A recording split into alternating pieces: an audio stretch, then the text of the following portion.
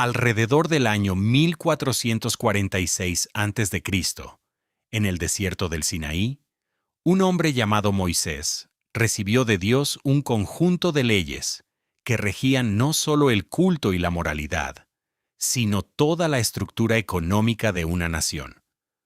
Dentro de esas leyes había 5 ordenanzas financieras específicas tan radicales que ninguna civilización, ni antes ni después, las ha aplicado plenamente. Aparecen en Levítico y Deuteronomio, y casi ninguna iglesia las ha enseñado como leyes económicas hoy en día. En este vídeo, descubrimos 5 mandamientos sobre la riqueza incluidos en las leyes que Dios dio a Moisés en el Sinaí, no solo como normas religiosas, sino como una arquitectura económica funcional. Cada uno de ellos aborda un mecanismo específico de pobreza, deuda o desigualdad. Cada uno de ellos ha sido estudiado por economistas, historiadores y juristas, y casi ninguno de ellos se predica. Levítico 25, 1 a 7. Durante 6 años sembrad vuestros campos y recoged sus cosechas, pero el 7º año la tierra tendrá un año de descanso sabático, un sábado para el Señor. No siembres tus campos ni podes tus viñedos. Cada 7º año la tierra descansaba, no se plantaba, sin cosecha deliberada. Todo lo que crecía por sí mismo podía ser comido por cualquiera: el terrateniente, el siervo, el extranjero, el pobre. Todos tenían igual acceso a lo que la tierra producía en su año de descanso. La tierra cultivada continuamente agota su contenido de nitrógeno y minerales. El rendimiento disminuye. El año sabático interrumpía este ciclo de agotamiento cada 7 años. La dimensión económica va más allá de la química del suelo. El hecho de que los productos del año sabático pertenezcan a todos, acceso igual para el pobre y el extranjero que para el terrateniente, es un mecanismo de redistribución incorporado en un ciclo regular y predecible. No es caridad, no es ayuda de emergencia. Una disposición estructural que impidió que la brecha entre terratenientes y jornaleros aumentara sin interrupción a lo largo de décadas. Durante un año de cada 7, el rendimiento productivo de la tierra no se regía por la propiedad, se regía por la necesidad. Ninguna civilización antigua funcionaba según un principio comparable. Egipto, Babilonia y Asiria construyeron sus economías agrícolas sobre la extracción continua, sin descanso obligatorio, ni redistribución. El mandamiento se formuló como un acto de culto, un sábado para el Señor. Sus consecuencias económicas eran estructurales, observables y recurrentes. Levítico 25, 8 a 17.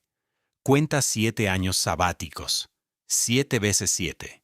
Consagrad el 50º año y proclamad la libertad en toda la tierra para todos sus habitantes. Cada uno de ustedes regresará a su propiedad familiar. Cada 50 años, 2 cosas sucedían simultáneamente en Israel. Toda deuda era cancelada. Toda la tierra volvía a su familia original. Ninguna familia podía ser desposeída permanentemente. Un hombre podía caer en la pobreza, vender su tierra, trabajar como jornalero, pero cada 50 años la tierra volvía. La deuda se borraba. Se restablecía la posición original de la familia. Esta es la ley de redistribución de la riqueza más radical jamás escrita. Ningún código de Babilonia, Roma, Grecia, Egipto o Persia contiene un mecanismo comparable. Las aproximaciones más cercanas, edictos de cancelación de deudas emitidos por reyes en Mesopotamia, eran irregulares y discrecionales. El jubileo estaba programado, se conocía de antemano y se incorporaba a cada transacción de tierras. Levítico 25:16 explicita la lógica económica. Cuando los años son muchos, aumenta el precio.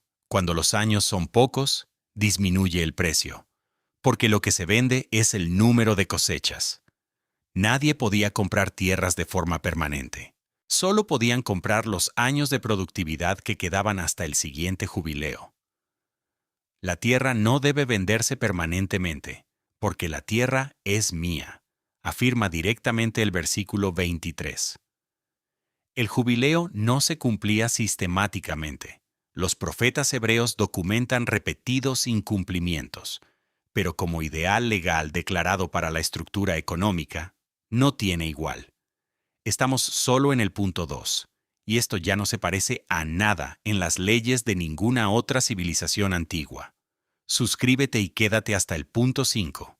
El último mandamiento reformula una idea que la mayoría de la gente asocia con la religión y la convierte en una disciplina financiera precisa que Malaquías describió en términos agrícolas hace 2500 años. Levítico 19, 9 a 10. Cuando ciegues la mies de tu tierra, no ciegues hasta los bordes. No repases tu viña por segunda vez, ni recojas las uvas caídas. Déjalas para el pobre y el extranjero. La ley del espigado impone una incompletitud estructural. Los propietarios estaban legalmente obligados a cosechar de forma imperfecta, dejando recursos productivos para los que no tenían tierra. Las esquinas de cada campo, las uvas caídas, el grano restante tras la primera pasada, legalmente reservado, no extras caritativos opcionales. El mecanismo importa. Los pobres tenían que venir y recoger ellos mismos. La ley no creaba una dependencia pasiva, sino un acceso estructurado. La tierra proporciona el recurso.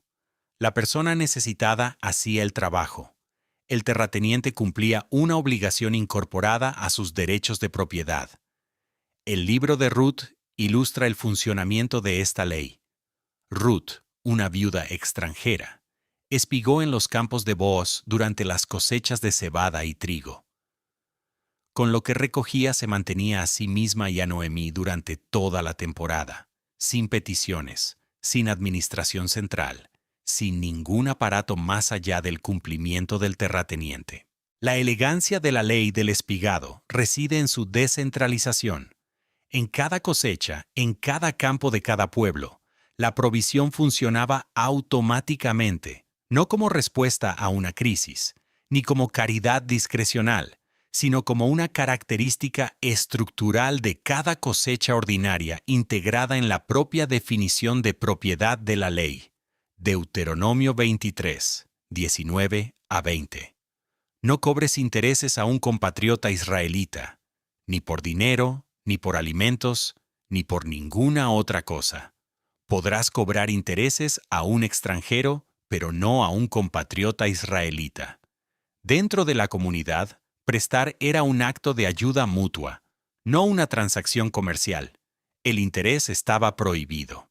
El vecino devolvía el principal y nada más. El efecto económico es claro. En toda economía en la que el préstamo a interés no está restringido, la riqueza fluye de los prestatarios a los prestamistas a lo largo del tiempo. El mecanismo de los intereses transfiere el excedente productivo de los que necesitan capital a los que ya lo tienen. Pequeño en cualquier transacción individual, esto se compone a través de generaciones, hacia la clase acreedora y lejos de la clase deudora. Al prohibir este mecanismo dentro de la comunidad, el código mosaico eliminó el principal motor de transferencia de riqueza, que genera la estratificación interna. Un hombre que pedía prestado, porque su cosecha se había echado a perder, no acababa el año, siendo más pobre en el sentido de la capitalización.